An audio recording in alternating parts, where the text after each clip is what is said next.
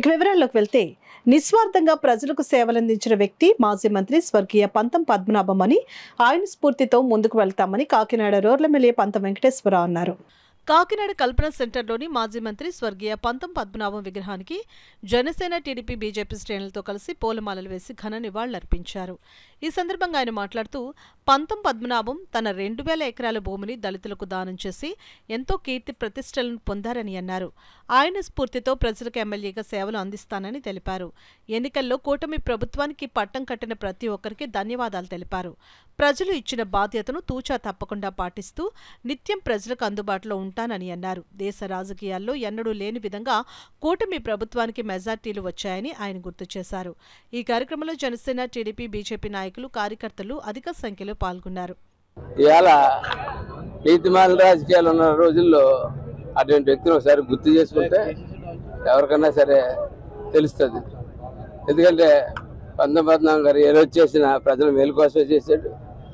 ఆయన బాటలోనే వెళ్ళాలని చెప్పి నేను కూడా నిర్ణయించుకున్నాను. అంటే పిల్లలకి కూడు లేకుండా చేస్తాను నేను చెప్పట్లా, కానీ ఆ తరాలు అలా తయారయ్యాయి.